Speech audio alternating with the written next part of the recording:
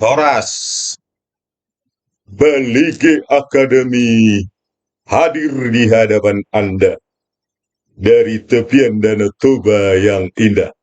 Oke pemirsa, kita kasih semangat dulu kepada Kapolri ya atas prestasinya ya, menjadikan kepolisian itu Republik Indonesia menjadi kepolisian rekayasa ya, yang prestasinya itu terbaik ya, terbaik dalam hal korupsi ya, se-Asia Tenggara. Oke, kita kasih tepuk tangan dulu kepada Kapolri Jenderal Listio Sigit Prabowo. Kapolri, Anda layak dapat sepeda atas prestasi Anda ini ya. Menjadikan tahun 2023, menjadikan kepolisian Indonesia terkorup se-Asia Tenggara. Tingkatkan lagi Pak prestasinya supaya bisa terkorup se-Asia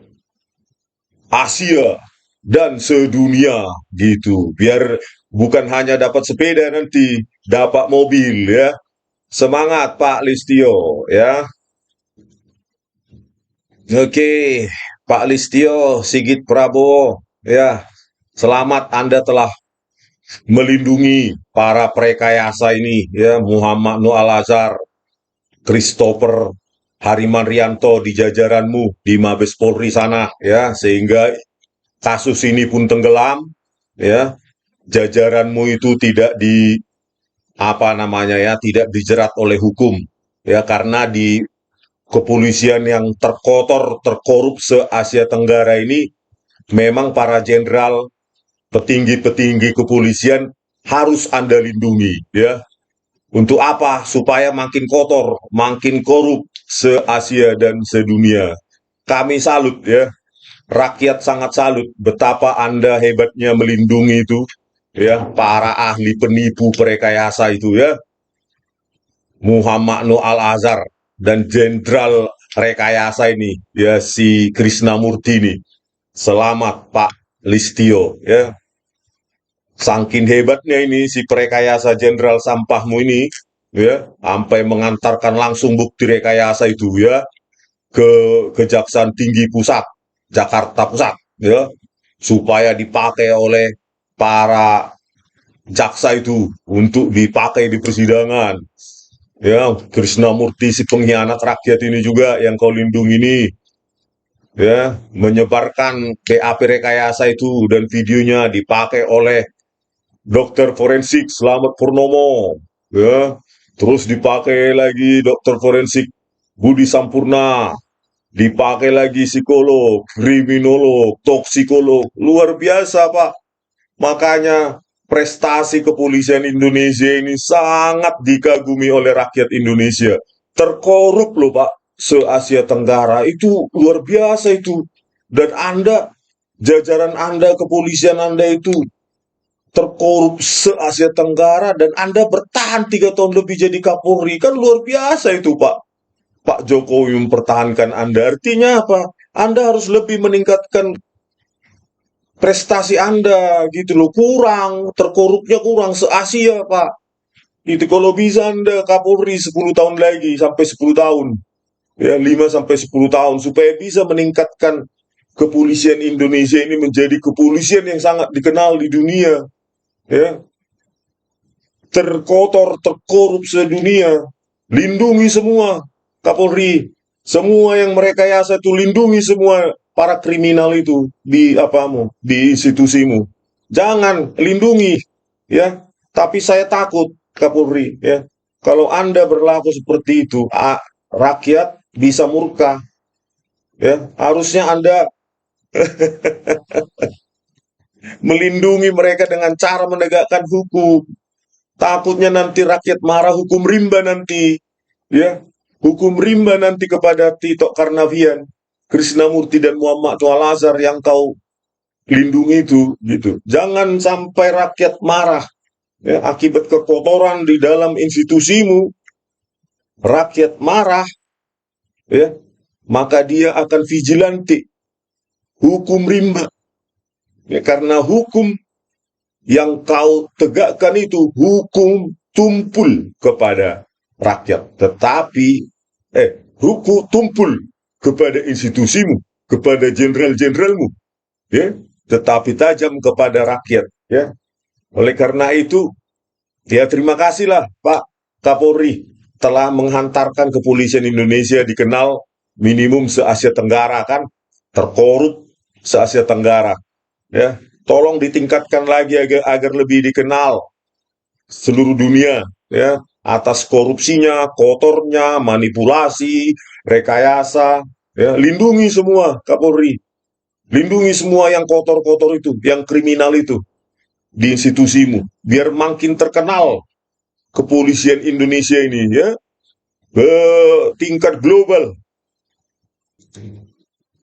Sangkin korupnya institusimu, ya, Listio Sigit Prabowo ini loh, si Krisnamurti ini, ya, menggunakan jasa ahli-ahli sesat, ya. Pertama ahli apa?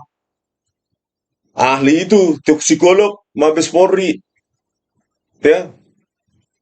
Tahu nggak rusaknya? Bodohnya minta ampun, ya, Mabes Polri. Pemodelan matematika atas laju dekomposisi sianida pakai kuadratik, itulah hebatnya kepolisian Indonesia.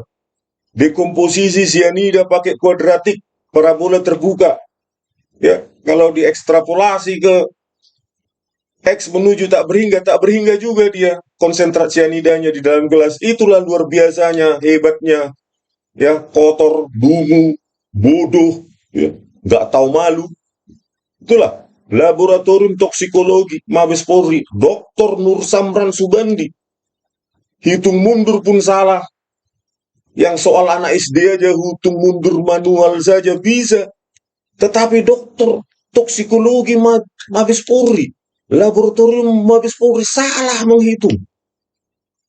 Dia bilang 1639. Harusnya 1620, pakai persamaan bodohnya itu. Jessica menurut persamaan bodohnya itu masih ada di kasir. Close bill 1620, itulah hebatnya korupnya kalian, ya, manipulasi terus. Pokoknya manipulasi, manipulasi, dan manipulasi. Saya takutnya rakyat marah, ya, karena penegakan hukum hancur di tanganmu. Rakyat marah, beringas, brutal, hukum rimba yang terjadi. Saya takut justru kepada Muhammad Nur Al-Azhar dan Christopher Harimanrianto sama Krisnamurti ini. Ya, hukum rimba nanti, hati-hati Pak. Itu loh. Tegakkanlah hukum supaya kurang prestasi korupnya itu, ya. Supaya tidak dikenal Indonesia sebagai kepolisian terkorup. Jadi kurangilah keterkenalan itu, prestasi korupnya itu. Ya, benahi kalau kau mampu, kalau kau bisa, kalau kau tegas, kalau kau bersih, ya. Kalau kau kotor, ya tahankanlah, ya. Siapa suruh kau kotor, ya kan? Saking hebatnya manipulasi si Krisnamurti sama Tito Karnavian ini, ya, bukan hanya dia menggunakan jasa Muhammad Nur Al-Azhar dan Christopher Harimanrianto untuk mengotak-atik video CCTV digital itu, ya, dengan mengaburkan, menganimasi, ya, membuang informasi warna, terserah dia lah pokoknya, laju premium diotak-atik. Bukan hanya itu. Nah, video rekayasa itu juga diamati oleh dokter forensik Budi Sampurna dan Slamet Purnomo supaya sesuai dengan narasi mereka. Inilah luar biasanya institusimu, Listio. Luar biasa, kami kagum sama prestasi rekayasa kalian. Pingin jadi Kapolri, rekayasa. Pingin jadi jenderal, rekayasa. Toh banyak ahli kok yang bisa yang bisa dipakai, ya kan?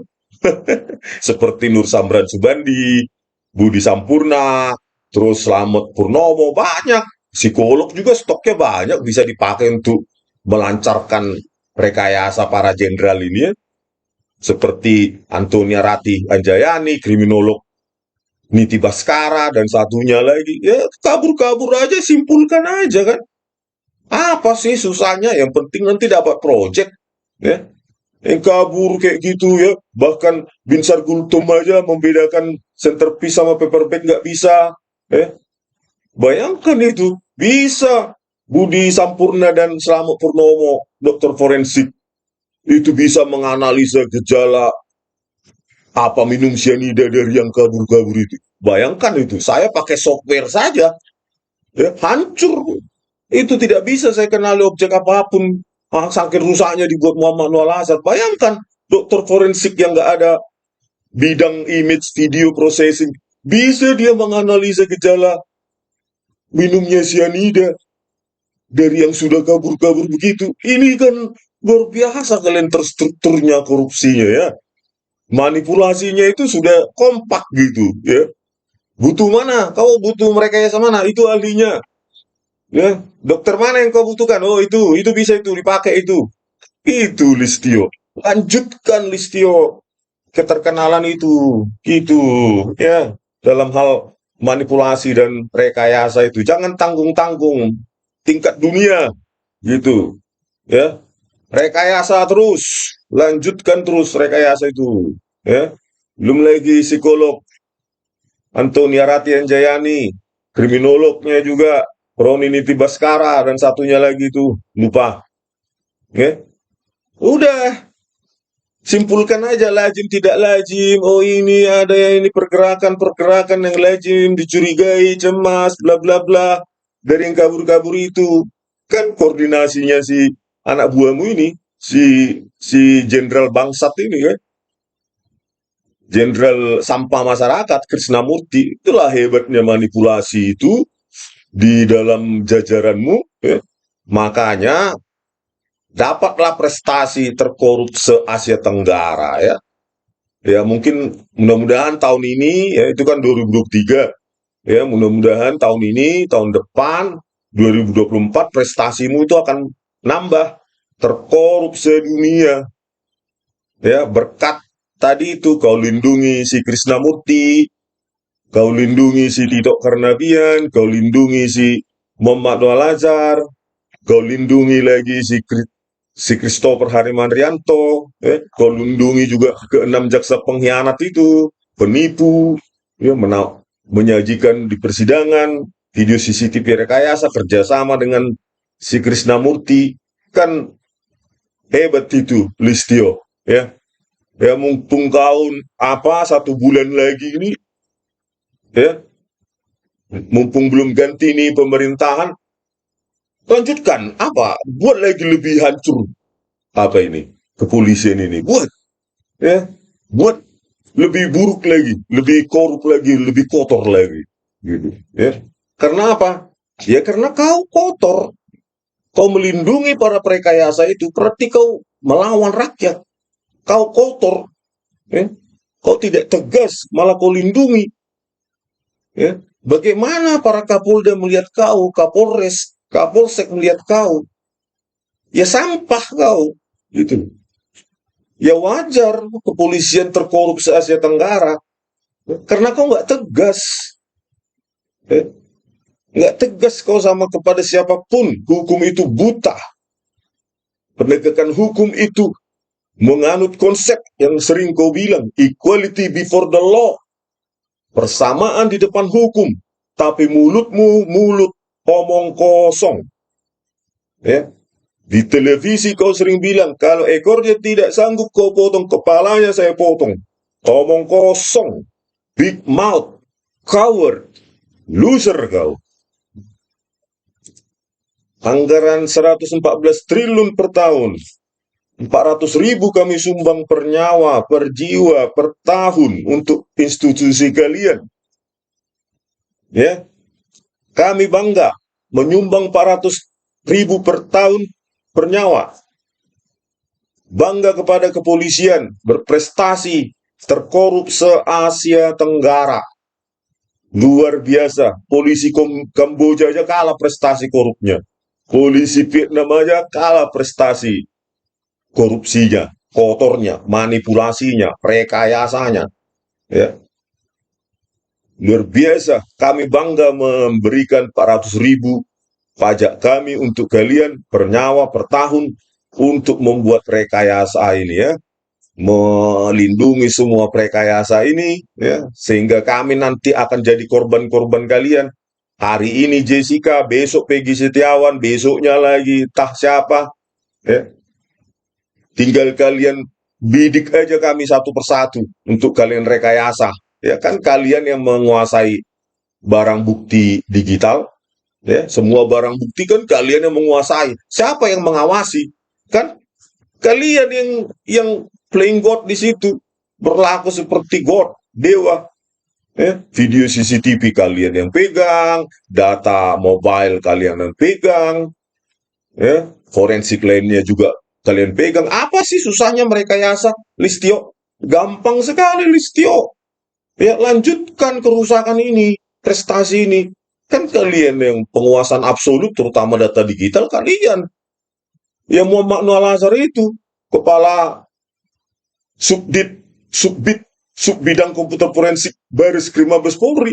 Kan suka-suka dia mau ngotak-atik. Yang penting siapa yang ditarget untuk rekayasa. Siapa ini? Untuk rekayasa supaya kita naik jenderal. Kan gitu, Listio. Ya kan? Apalagi kau naikkan lagi dia ke jadi sekretaris pusat laboratorium Mabes Polri. Baris Krim Mabes Polri. Si penipu pengkhianat itu. Ya, Muhammad Noah Lazar. Lanjutkan, Listio. Ayo rekayasa lagi, lanjutkan lagi kalian yang menguasai data apa itu? Data semua data digital, data forensik kalian lah rekayasa langsung, ya. Tapi tunggu saja, rakyat marah, distrust, public distrust terhadap institusimu, ya, karena sudah berprestasi terkorup se Asia Tenggara, rakyat marah, ya. Hukum vigilante, hukum rimba akan berlaku karena kau. Penegakan hukum yang hancur, ya, bisa berbahaya itu Krisnamurti dan Muhammad Noah Lazar kalau hukum rimba berlaku, ya. Makanya tegakkan hukum supaya prestasi korupsinya, prestasi kotormu berkurang, institusimu gitu, ya kan. Kalau kau dengar, kalau kau pura-pura buta, pura-pura tuli, pura-pura bisu, ya mudah-mudahanlah kau bisu, tuli dan buta permanen. Kenapa? 3 kali Dumas presisi saya. 1 Maret, 31 Maret, 10 Juni 2024. Ya, jawaban sistem Dumas presisi itu sampah. Tidak berkader pengawasan. Ya. Sistem sampah yang kau bangun, SDM sampah, ya jadilah prestasi terkorup se-Asia Tenggara. Kurang itu. Anda itu Kapolri yang tidak berterima kasih ya kepada rakyatnya, berkontribusi, berpartisipasi ya, untuk membersihkan jajaranmu, membersihkan rekayasa pengkhianat, manipulator, ya, pengkhianat rakyat. Ya. Harusnya kau berterima kasih, berkontribusi, bukan diam, bungkam, kayak nggak jelas. Ya. Bernapas masih nggak kau sih. Ya. Harusnya berterima kasih. Gitu loh. Tidak butuh kami hadiah uang. Uang itu untuk kalian aja. Eh, Rakyat butuh dilayani, penegakan hukum yang benar, mengurus SIM benar, tidak ada sogok menyogok, mengurus apapun, tidak ada sogok menyogok, tidak ada jalur belakang. Gitu loh, Listio. Gitu loh. Kalau itu nggak kau benahi ya selamat Anda dapat sepeda. Makin korup, ya kan? Makin distrust, ya. Makin dibenci oleh rakyat. Karena apa dibenci ya? Karena kami yang membiayain gitu loh. Rakyat ini ratusan juta yang membiayain, bukan biaya pungmu itu kan membiayain apa itu institusi itu. Ya, oke lah pemirsa ya, kita ejek aja lah ya dengan bahasa-bahasa sarkas. Karena apa? Kalau kita kita tekan untuk berbuat benar, susah dia bungkam terus. Mungkin kalau kita dorong untuk berbuat lebih buruk lagi, mungkin dia mau supaya meningkatkan apa namanya prestasi korup dari kepolisian Indonesia ini menjadi tingkat global ya. Kalau kita suruh dia berbuat benar, ya, meringkus para prekayasa itu dia tidak mau, bungkam dia, ya, pura-pura diam, bisu, tuli, ya, buta, ya. Tapi kalau kita suruh mungkin dia lanjutkan manipulasi atau rekayasa itu, ya, dengan melindungi semua rekayasa itu, mungkin dia akan semangat, ya, karena jiwa rekayasanya mendidih mungkin, ya, jiwa korupnya itu, gitu, ya. Biarkan dia makin berbuat apa rekayasa itu, ya, kita semakin kagum lah pokoknya, ya. Kalau bisa saya kirimkan sepeda gimana, Listio, atas prestasimu apa ini, melindungi para perekayasa ini, Tito Karnavian, Krishnamurti, Muhammad Noah Lazar, di institusimu ini, ya. Apa saya kirimkan sepeda sama kau? Bilanglah, jawablah, biar ku kirimkan sepeda, ya, tapi sepeda bekas, gitu, atas prestasimu itu, ya, prestasi sampahmu itu. Oke pemirsa, sampai sekian di video kami selanjutnya. Horas.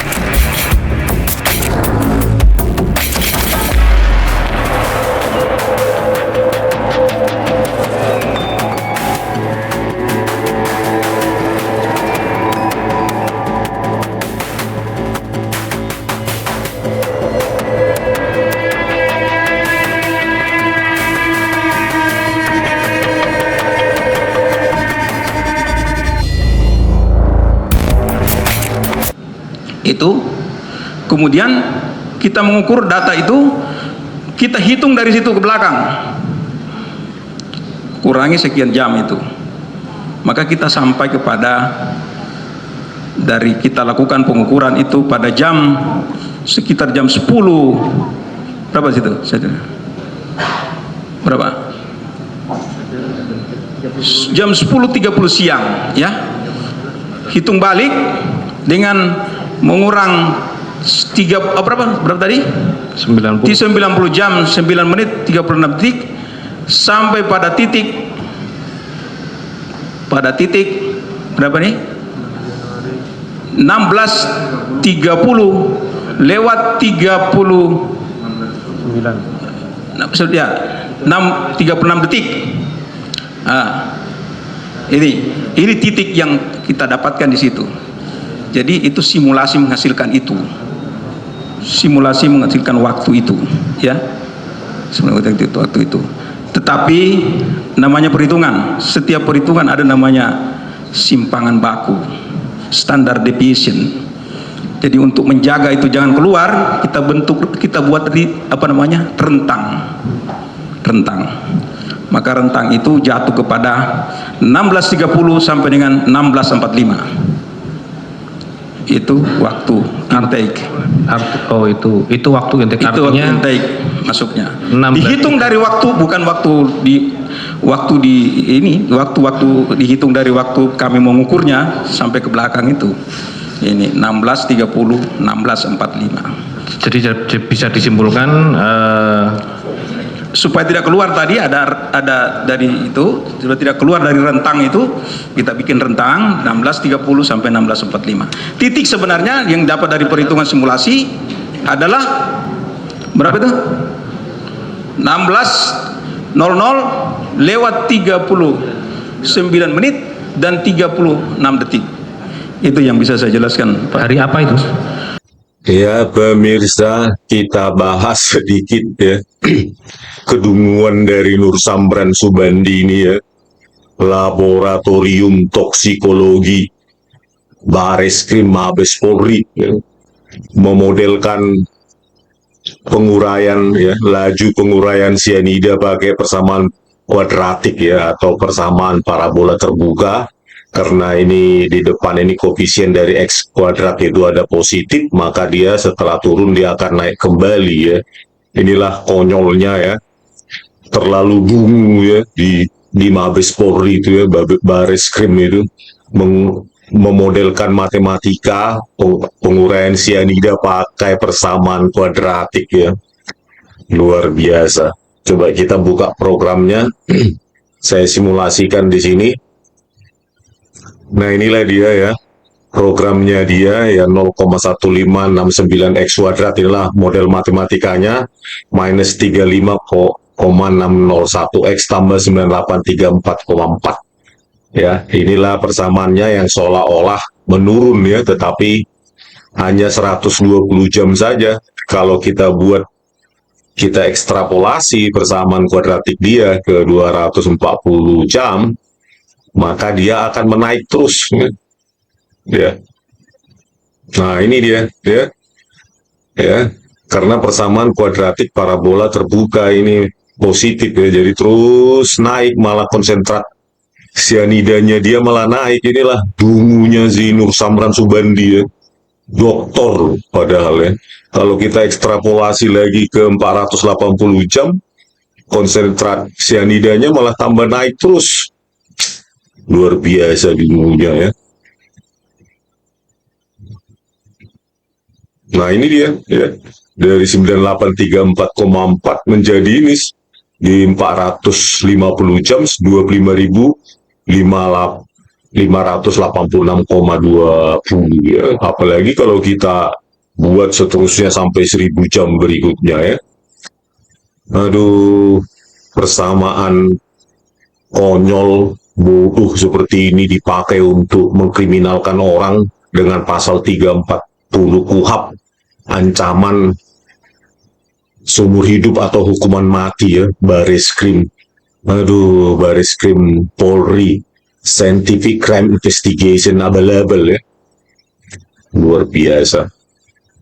Nah, inilah dia ya, naik terus sampai menuju tak beringga. Jadi di gelas itu kalau menggunakan persamaan bodohnya itu ya, menjadi pabrik sianida itu gelas itu ya. Jadi aduh, luar biasa sekali ya. Inilah konyolnya. Terus sudah persamaan kuadratik disimulasikan pakai Excel lagi ya, bukan saintifik ini aplikasi perkantoran. Inilah bodohnya orang-orang di Mabes Polri itu ya, Laboratorium Toksikologi Bareskrim Mabes Polri, asal-asalan. Oke, selanjutnya kita kita bahas ya, hitung mundur dia. Dilakukan percobaan katanya 10 Januari 2016 pukul 10.30. Nah, dari sini dihitung mundur ya, dihitung mundur dari persamaan kuadratik yang salah tadi itu ya, 6 Januari 2016 pukul 10.30 siang, dihitung mundur 90 jam 9 menit 36 detik ya. Jadi jawabannya dia adalah 6 Januari 16.39 ya, 16.00 lewat 39 menit dan 36 detik ya, seperti yang di video yang Anda saksikan ya. Inilah hasilnya dia, 6 Januari 2016 16.39 36 detik ya. Jadi dalam rentang waktu ini ya, 16.30 sampai dengan 16.45, dicocokkan dengan waktu animasi tangan Jessica yang direkayasa oleh Muhammad Nur Al-Azhar. Nah, pertanyaannya, apakah waktu mundur ini benar. Ternyata setelah kita hitung ya manual saja ya, 10 Januari 2016, 10.30 WIB, dikurangi 90 jam, 9 menit, 36 detik ya, dengan tahapan-tahapan seperti ini, ya, untuk langkah-langkah yang dibuat untuk anak SD ini ya, anak SD atau SMP harusnya 6 Januari 2016 pukul 16.20-24. Ya inilah si Nur Samran Subandi ini, dokter tapi menghitung mundur manual, menghitung mundur waktu manual aja untuk persoalan anak SD aja salah.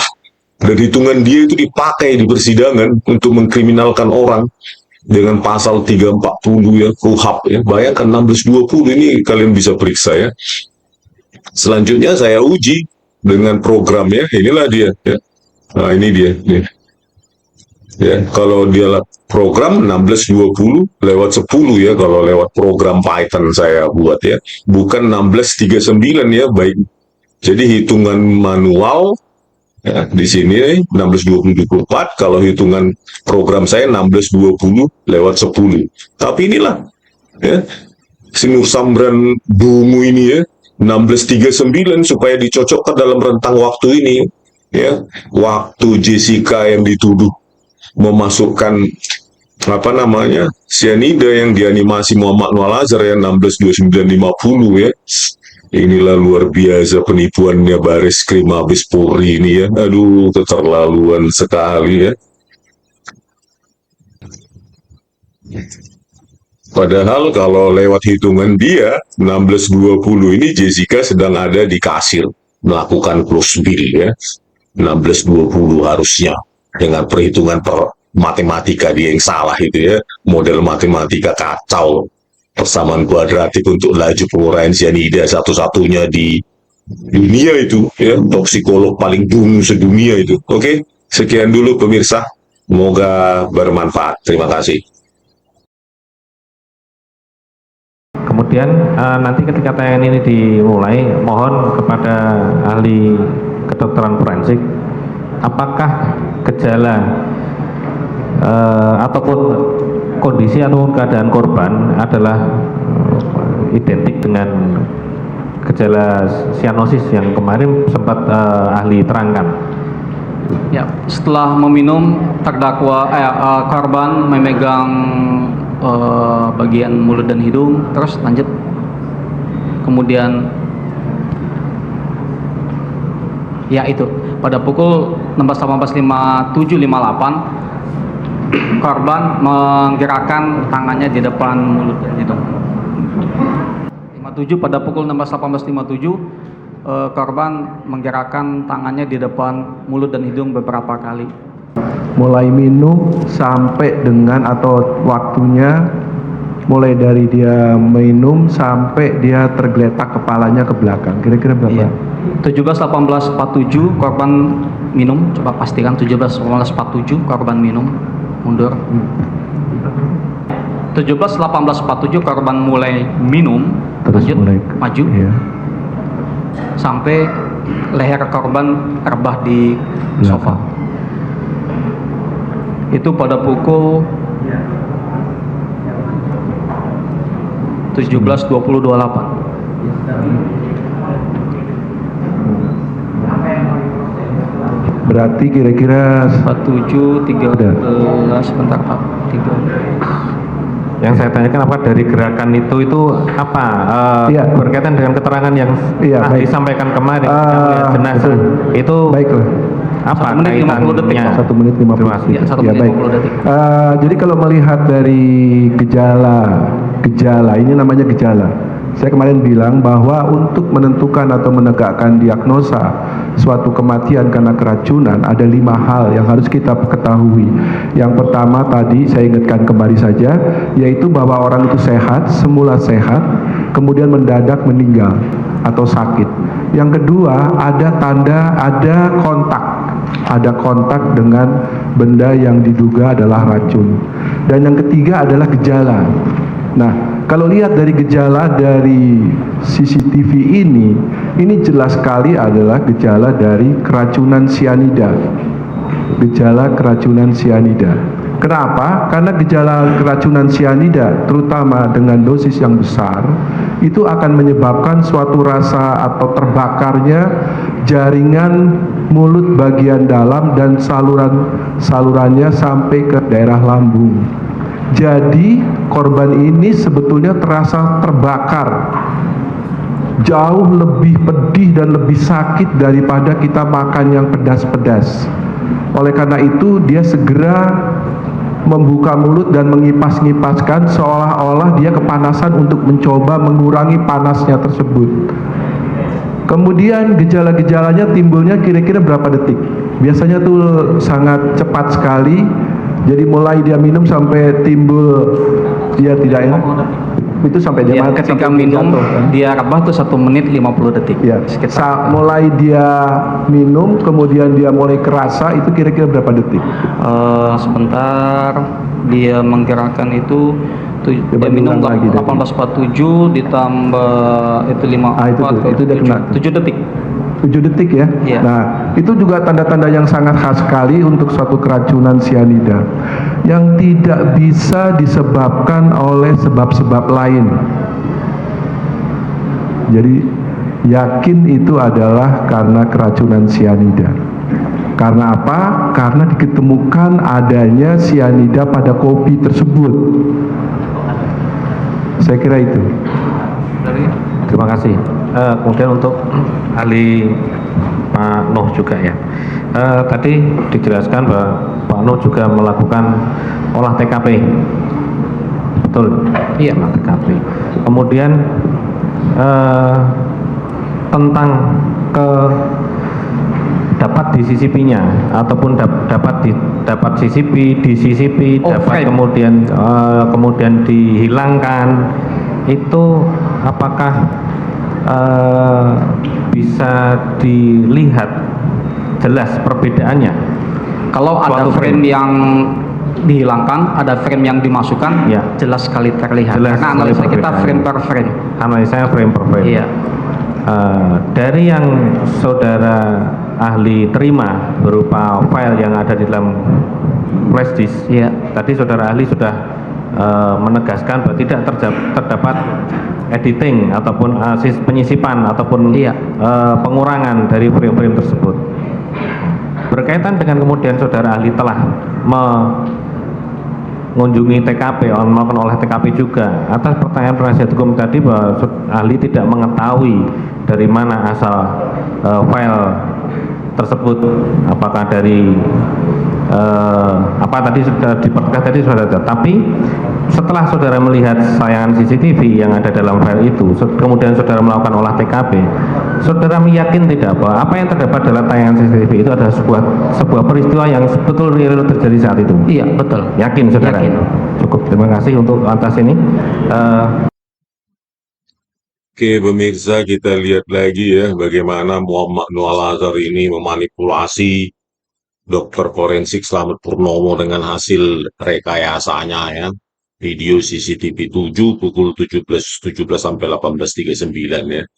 Jadi kalau kita lihat lagi dari poin 27 ya, pada BAP si penipu itu Muhammad Nuh Al-Azhar, kita bisa lihat yang otentik ukuran frame dari DVR Tel View itu ya, yang dipakai pada Cafe Olivier ya. Outputnya ada 1920 piksel lebar dan 1080 piksel untuk tinggi ya, atau 2 jutaan piksel dengan kedalaman bit itu 8 bit per kanal, artinya 24 bit dengan representasi warna harusnya 16,7 juta warna ya, sangat baik dan tajam ya. Tetapi di sini kita lihat ya, untuk potongan pertama Muhammad Nuh Al-Azhar ya, kamera 7, 1557, 1717, Muhammad Nuh Al-Azhar melakukan penurunan resolusi ya, frame secara sengaja ya, merusak spasialnya, menyebabkan tepi-tepi objek pada video itu menjadi kabur ya, mengalami distorsi untuk konturnya. Harusnya laju frame adalah 25 frame per detik. Untuk PAL ya, Phase Alternating Line yang digunakan pada DVR Telview. Sementara di sini dibuat variabel oleh Muhammad Nuh Al-Azhar ya, ini dia. Nah ini ya, dia lakukan downscaling, terus frame rate mode-nya dibuat variabel supaya bisa dia otak-atik laju frame-nya ya. Ini dia harusnya yang otentik seperti poin 27 Muhammad Noah Lazar. Ini dia tercatat pada BAP Christopher Harimantrianto, laju frame 25, lebar 1920, tinggi 1080 ya, pixel atau 2 jutaan pixel per frame. Untuk potongan kedua inilah yang diamati oleh dokter forensik apa itu ya, Slamet Purnomo ya, pukul 17.17 18.39 tentang apa gestur atau gerak-gerik apa Mirna Salihin ketika meminum kopinya ya, gelas kopi. Nah ini pukul 17.17 18.39 jadi downscaling, diturunkan resolusinya secara sengaja oleh Muhammad Noah Lazar dengan iRed Soft ya. Ini bisa gratis maupun berbayar. Nah, inilah dia hasilnya ya.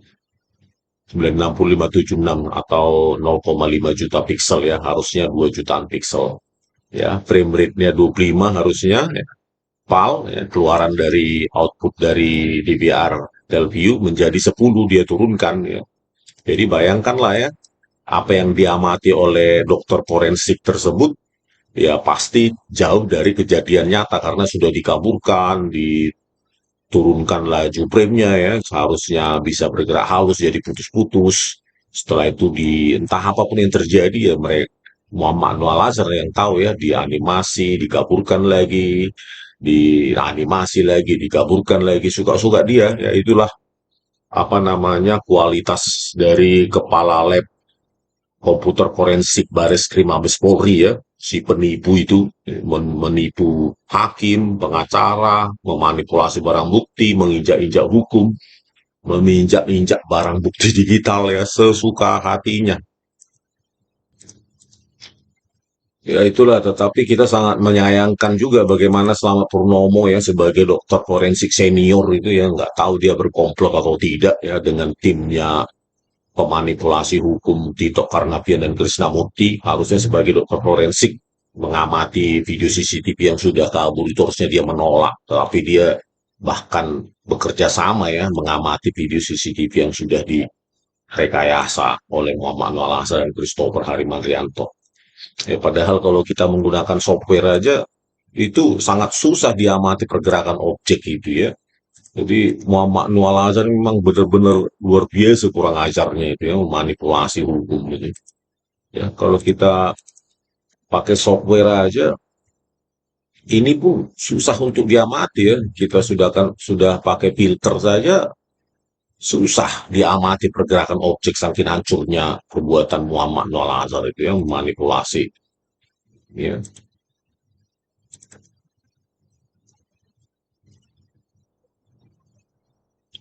Jadi aja kita pakai filter aja itu sangat susah diamati ya. Apalagi dokter forensik ya, kita bantuan software saja ya, program yang kita buat sendiri ya, tidak perlu berbayar ya, karena ya kita software developer bukan tool user. Ini aja susah diamati, apalagi bagaimana dia menyimpulkan gerak-gerik Mirna Salihin ketika meminum kopi ya, disimpulkan bahwa itu adalah gejala minum sianida. Ini kan terlalu prematur si apa ini ya, Slamet Purnomo ini. Dengan software aja susah dikenali. Apalagi mata telanjang ya. Menggunakan software saja susah. Ya. Ini titik-titik poinnya juga tidak dapat secara terang ya. Itulah Muhammad Noah Lazar ini.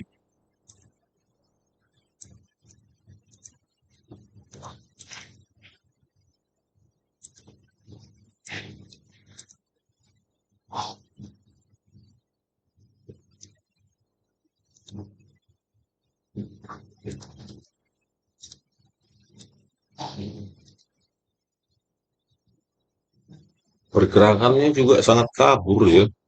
Jadi secara software harusnya kan diamati pergerakannya dengan motion analysis, object tracking, optical flow analysis. Jadi bukan mata telanjang seperti Muhammad Noah Lazar lakukan ya. Itu bukan ilmiah, itu bukan scientific crime investigation, itu cuma available ya. Jadi kita harus pergerakannya harus kita analisa dengan motion analysis, object tracking, optical flow analysis gitu untuk mengamati pergerakan ini. Tetapi karena sudah hancur dibuat oleh Muhammad Noel Azhar pengkhianat rakyat itu dan Christopher Harimanrianto ya, informasi pun hilang ya secara spasial maupun temporal itu 10% aja akibat perbuatannya dia itu ya, downscaling dari 2 juta piksel menjadi 2 juta piksel per frame menjadi setengah juta piksel per frame. Ya, secara spasial, belum lagi secara temporal dari 25 menjadi 10, itu kan tinggal 10% tersisa informasi yang rekayasa oleh Muhammad Noel Azhar, dan itulah yang diamati oleh forensik, ahli toksikolog, psikolog, ahli hukum pidana, kriminolog. Ini luar biasanya sih kurang ajarnya Muhammad Noel Azhar yang harus dikurung untuk seumur hidup itu, merusak barang bukti digital ya.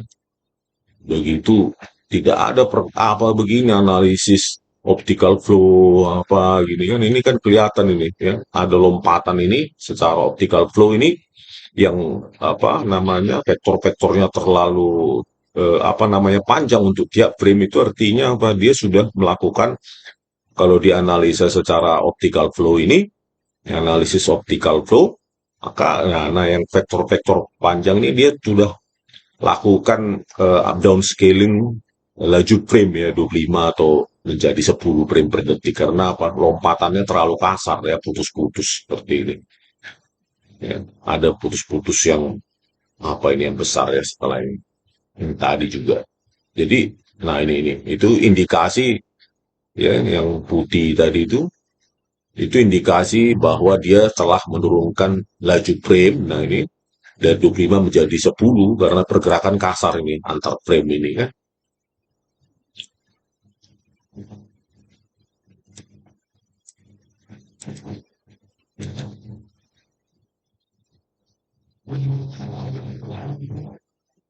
Nah ini dia kan. Nah ini juga, ini daerah sini. Nah ini indikasi ya, kalau menggunakan optical flow analysis ini pergerakan yang sangat kasar ini merupakan indikasi penurunan laju frame. Jadi pergerakan pixel antar frame itu sangat kasar ya, sangat besar perbedaannya. Oke, sekian dulu pemirsa ya, inilah rekayasa barbar brutal biadab yang dilakukan oleh Kepala Sub Bidang Komputer Forensik Mabes Polri Muhammad Noel Azhar dan Christopher Harimanrianto, yang hasil rekayasanya diantarkan langsung oleh Krisnamurti ke Kejaksaan untuk menangani kasus ya, dan dipakai oleh semua ahli mulai dari psikolog, kriminolog, ahli hukum pidana, dokter forensik, toksikolog. Inilah hukum sesat, peradilan sesat yang diciptakan oleh Tito Karnavian dan Krisnamurti untuk memenangkan kasus dalam karir mereka, meningkatkan karir mereka. Oleh karena itu kita jangan diam, kita harus tangkap mereka ya, kita ungkapkan ke publik betapa brutal biadabnya perbuatan mereka itu. Oke, terima kasih. Mungkin Bapak Muhammad Nuh Al-Azhar dalam persidangan ini untuk memudahkan penyebutan akan kita panggil dengan ahli ya. Iya, Mulia. Ahli tentunya untuk sebagai ahli kan harus memenuhi kriteria, dia mempunyai ilmu pengetahuan, pengalaman dan sebagainya. Coba ceritakan riwayat pendidikan daripada ahli. Ya, baik. Saya mulai dulu dari riwayat pekerjaan. Saat ini saya Kepala Subbidang Komputer Forensik di Puslapfor Barreskrim Polri. Saat ini saya Kepala Subbidang Komputer Forensik Puslapfor Barreskrim Polri yang membawahi Laboratorium Digital Forensik. Dan saat ini juga saya Ketua Asosiasi Forensik Digital Indonesia atau AFDI periode 2015 hingga 2019. Jauh sebelum penasihat hukum, tadi justru pertanyaan saya tadi ya, ada kepada saudara untuk mengetahui validitas hasil rekaman CCTV itu. Apakah rekaman CCTV ini yang diproduksi lewat sistem komputer atau server, lewat DVR yang disimpan dalam ROM ya, media atau flash disk, hard disk eksternal, sama kualitasnya dengan yang ada pada sistem CCTV itu tadi sudah kami pertanyakan. Bagaimana jawaban saudara? Ketika sebelum proses transcoding itu sama, dan kita tidak bisa melakukan banyak hal yang tadi yang kita saksikan sama-sama, kita bisa melakukan banyak hal, kita bisa zoom in zoom out, itu kita butuh transcoding. Jadi kualitas setelah proses transcoding kualitasnya lebih bagus dibanding sebelum itu ya. Jadi kita ngomong kualitas, Saya kira hadirnya saya sebagai tim digital forensik adalah meningkatkan kualitas. Iya, supaya bisa menjelaskan jadi sesuatunya. isinya sama persis dengan yang Frame per frame sama. Siap. Baik, saya ingin bertanya, apa saja sih unsur yang ada di dalam CCTV itu? Coba jelaskan. CCTV tadi juga udah saya jelaskan ketika Majelis Mulia bertanya. Sejatinya rekaman video itu terdiri dari frame, yang mana ada rekaman video itu mungkin 15 frame per detik, 25 frame per detik, 30 frame per detik, yang kalau kita lihat pakai aplikasi umum itu kelihatannya detik per detik, bukan frame per frame, sehingga tidak bisa kita dapatkan detail. Frame itu sendiri adalah capture gambar yang mana tersusun atas kotak-kotak atau dot-dot pixel. Baik, peralatan itu sendiri, equipmentnya apa saja? Kita menggunakan algoritma super resolution. Kalau kita ngomong enhancement, untuk mendapatkan algoritma yang paling bagus itu ada algoritma yang terkini yaitu super resolution, dan itu digunakan tidak hanya di Indonesia tapi oleh FBI di Amerika, AFB di Australia, ataupun kepolisian di Eropa itu menggunakan sistem yang sama dengan kita. Oke, pemirsa, kita bahas lagi ya bagaimana si penipu ya, ahli forensik digital penipu, pengkhianat rakyat itu si Muhammad Nur Al-Azhar, kepala subdit komputer forensik Baris Krim Mabes Polri itu menipu ya, menggiring hakim dengan hasil rekayasanya ya, yang bisa meyakinkan Binsar Gultom itu dengan pergerakan paperback ya, pergerakan tangan Jessica menaruh sesuatu yang katanya cyanida di dalam gelas kopi Mirna Salihin ya, di kamera 7 dan di kamera 9 melakukan penggarukan ya. Kita lihat lagi di kamera 7 ya, bagaimana si penipu Muhammad Nur Al-Azhar ini ya menerangkan semua momen of description dari Jessica Kumala Wongso di meja 54 ya, dengan hasil downscaling dia ya, pengaburan berdasarkan menggunakan metode downscaling biasa saja, yaitu mencerminkan spasial tinggi ke spasial rendah ya. Jadi 1,5 juta frame dibuang ya, tiap frame dalam video itu untuk dapat menggiring hakim dan publik, jutaan publik saat itu ya. Inilah dia di kamera 7, 15.57 sampai 17.17. Disinilah dalam rentang ini Jessica dituduh melakukan penjajaran paperback dan memasukkan sesuatu ke gelas kopi Mirna Salihin ya.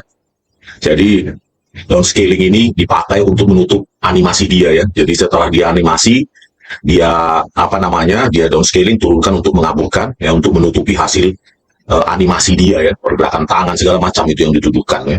Bisa juga dikaburkan dulu, dianimasi lagi, begitu ya, dianimasi, dikaburkan, animasi lagi, kaburkan, suka-suka dia. Pokoknya perbuatan rekayasa manusia jahat ini ya, super jahat ini ya, yang menggiring jutaan publik, menyesatkan jutaan publik saat itu. Ini manusia paling barbar, brutal dan biadab ya di seluruh dunia. Bahkan ini manusia nggak tahu ini ya, berhati iblis yang jelas yang disuruh oleh Tito Karnavian dan Krishnamurti sebagai atasan dia saat itu.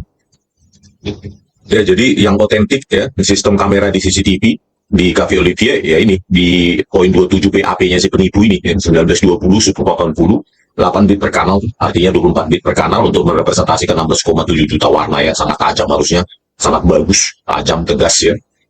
Dengan di DVR tel view-nya itu ya ada dua opsi ya, 25 fps untuk PAL, 30 fps untuk NTSC. Jadi dia rusak itu juga laju temporalnya, laju frame-nya menjadi 10. Inilah penipu Mabes Polri ini ya, begitu kotornya jiwa dia ini. Nah, jadi kalau 1920 80, kalau kita buka di sembarang aplikasi ya, atau video pemutar video, dia kalau kita praktekkan langsung begini, dia hampir memenuhi layar monitor Anda gitu ya. Nah ini tajam semua pergerakan itu ya, semua objek, bahkan ini 50 meter sampai 100 meter aja tajam ya, tinggal di zoom 2-3 kali, itu bagus sekali hasilnya. Begitu juga dengan misalnya yang lainnya, tajam sekali. Seperti ini harusnya kualitasnya, yang ekivalen dengan sistem video CCTV yang ada di Cafe Olivier ya. Tetapi apa yang terjadi ketika Muhammad Nur Al-Azhar menggiring Bin Sargultum itu ya, yang mempercayai semua animasi Muhammad Nur Al-Azhar itu ya, seperti orang idiot itu, si Bin Sargultum itu. Ini kamera 7 coba kita perhatikan, nah ini dia kan? Ya kita perhatikan ini pada saat dibuka kan ini kamera 7 1557 sampai 1717 ini pertama kali dibuka dia kecil ini ya, sangat kecil, cenderung square ya, padahal harusnya apa namanya aspek rasionya ini harus lebih lebar ya, dari sini lebar lebih apa ya, jauh lebih lebar di sini harusnya itu, tapi ini udah dirusak oleh Muhammad Nur Al-Azhar ya. Mabes Polri harusnya menjaga integritas data, malah dihancurkan ini, harusnya terbuka lebar ini, hampir memenuhi layar laptopnya sesuai dengan metadatanya ya, ini lagi hancur semua. Nah di sinilah yang dituduhkan itu semua pergerakan Jessica ya, dikriminalkan oleh Mabes Polri, Tito Karnavian dan Krisnamurti ya. Apa yang bisa kita percaya di sini ya? Paperback bergerak, kalau orang yang jago animasi ya, paperback itu bisa turun dari langit juga bisa ya, turun dari langit, bahkan di dinosaurus atau sapi aja datang ke Cafe Olivier bisa dia buat gitu. Makanya jangan disentuh data itu, apapun pergerakan atau moment of description yang dijelaskan oleh Muhammad Nur Al-Azhar pasti tipuan ya, jauh dari atau bertentangan dengan kejadian nyata. Begitu juga dengan tangannya ini ya. Nah ini ya, 10 tangan pun bisa kemampuan editing di sini ya, bisa aja. Kalau sudah kabur tinggal guring narasi aja untuk Bin Sargultum, Partahi, Tulsutapea dan Kisworo ya, dipercaya aja sama mereka. Tangan 10 tangan pun bisa dibuat di sini ya, 10 tangannya Jessica.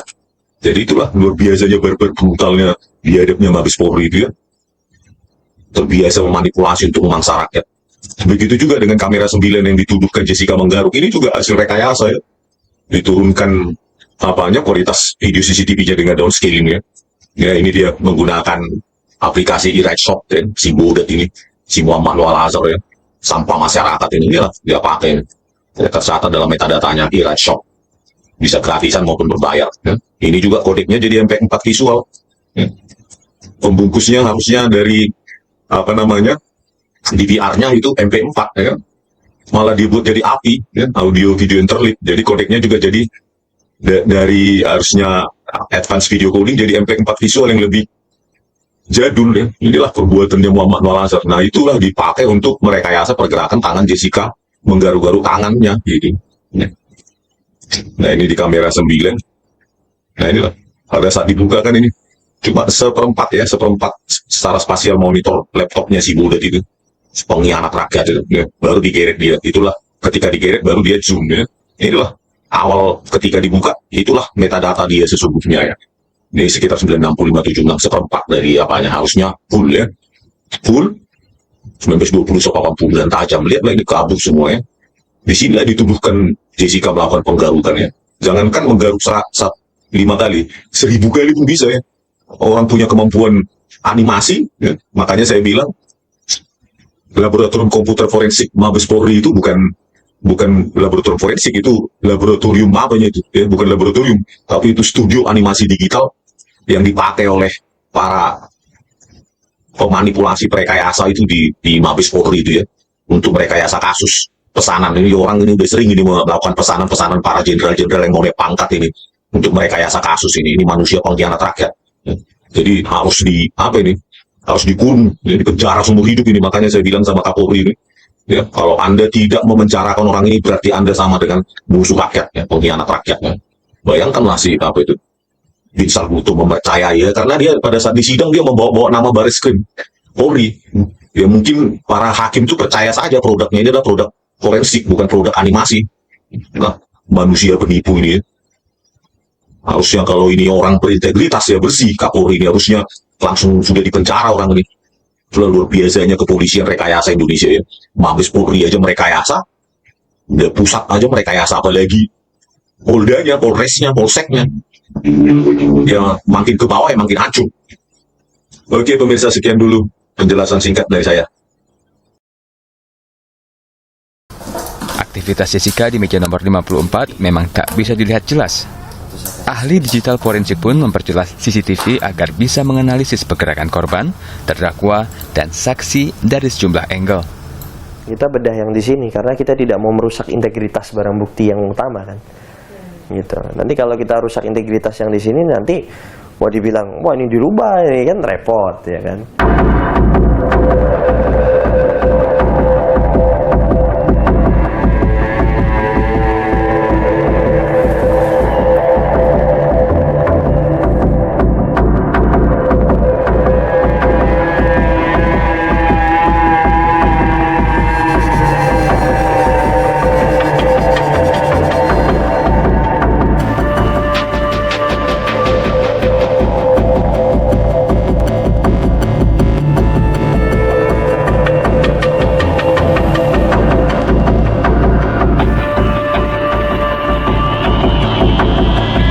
Itu tidak bisa hanya dalam satu part aja. Tadi kan di zoom cuma dilihat satu part. Kita melihat secara keseluruhan bahwa faktor kualitas dari CCTV yang ada kan juga mempengaruhi. Kalau kita lihat footage CCTV-nya pas di situ itu bayangannya di mana-mana itu. Berarti CCTV-nya sendiri kan menghasilkan bayangan yang bisa membuat anggota badan itu tidak proporsional. Jadi kalau saya lihat tadi itu simply hanya bayangan yang dihasilkan oleh kualitas CCTV-nya aja. Gitu. Nah tadi pertanyaan saya juga mengenai autentikasi dari rekaman CCTV. Dalam ilmu digital forensik sebenarnya proses autentifikasi itu seperti apa? Ya untuk autentikasi tentunya kan ada metode yang sudah saya jelaskan waktu itu di persidangan. Ada hash verification, kemudian ada error level analysis, histogram analysis, frame analysis, metadata. Itu kalau misalnya untuk bahasa awamnya itu seperti apa ya Mas? Ya memastikan bahwa data yang saya analisa itu nggak ada perubahan atau modifikasi yang dilakukan secara sengaja. Itu harus menggunakan software untuk memastikannya? Iya, ya, tidak hanya software, itu juga harus dilengkapi oleh kompetensi digital forensic practitioner-nya. Gitu. Ya itulah penipuan dari si Christopher Harimanrianto itu ya, ahli cecunguk yang dipakai oleh Tito Karnavian dan Krishnamurti dalam menipu ya, tampak pintar di depan orang bodoh. Tapi sebenarnya itu kalau sedikit punya pemahaman tentang keilmuan image dan video processing ya jelas itu si penipu itu ya.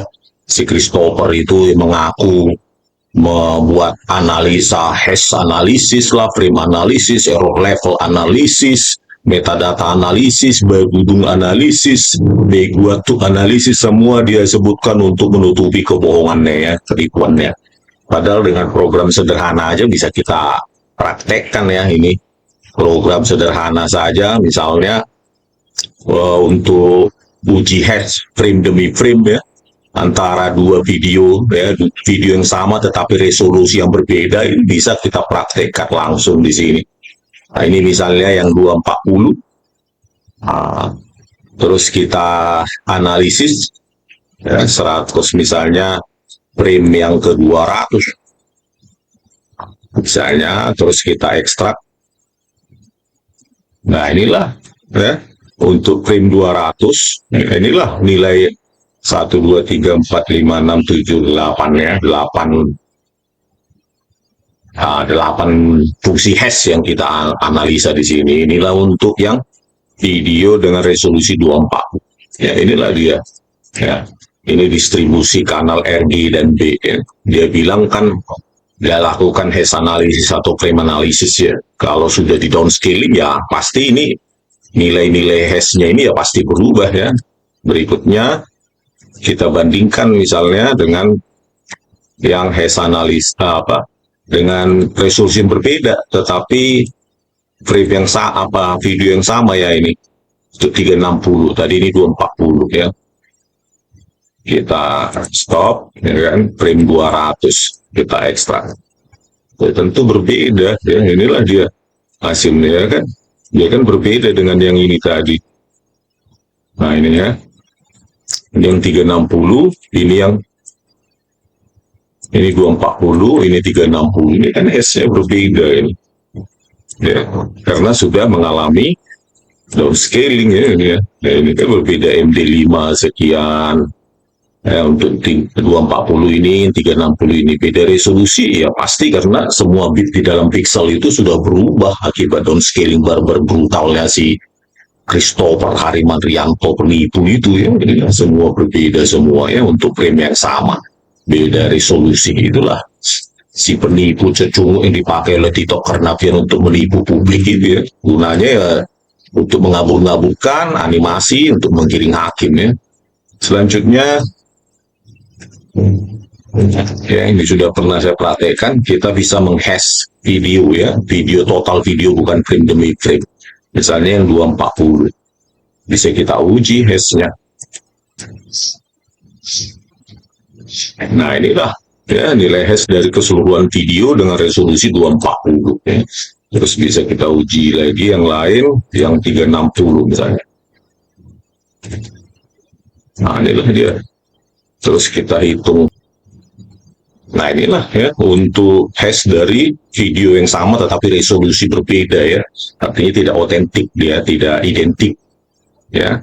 Ini yang hasil hash ya, ke-8 nilai hash, fungsi hash yang saya gunakan untuk video yang 240, yang ini yang 360, ini kan semua berbeda ya. Artinya apa? Begitu Anda lakukan downscaling, maka nilai-nilai hash yang dihasilkan setiap fungsi hash ini berbeda semua. Kalau berbeda maka ya tidak identik ya, tidak lagi identik, tidak lagi sama ya. Itulah ya, merusak 1 bit saja di dalam image atau video itu bisa merubah semua nilai hash ya, yang direpresentasikan nilai-nilai hexadesimalnya 0 sampai 9, A sampai F. Apalagi dengan downscaling itu ya pasti berubah gitu loh. Itulah mulut sampahnya si Christopher itu ya. Itulah manusia barbar, brutal, biadab ya. Sok hebat di tengah orang bodoh yang nggak paham ya. Tapi ketika mau jumpa saya tahun 2016, pengecut itu mereka dua dengan Muhammad Noor Al-Azhar, takut ya. Itulah si penipu selalu takut dalam keterbukaan dan uji publik. Itulah ciri-ciri penipu ya. Padahal keduanya itu ahli forensik digital abdi yang didirikan oleh Muhammad Noor Al-Azhar sendiri ya, yang sering digunakan di persidangan adalah bagaimana mereka menipu ya, merekayasa kasus, merekayasa video. Oke, sekian dulu ya untuk contoh dasarnya saja. Itu saya diminta untuk datang ke Polda Metro di Barreskrimum. Saya bertemu dengan polisi yang bernama Bapak Hendro dan diminta untuk melihat tayangan video tentang apa yang terjadi di Cafe Oliver terkait kasus yang membuat kita berada di sini sekarang. Polisi yang bersangkutan tidak memberikan banyak informasi selain meminta saya untuk mengamati video tersebut. Saya ditemani oleh tim saya bernama Vero Adesla dan kami mengamati tayangan tersebut selama kurang lebih 1 jam.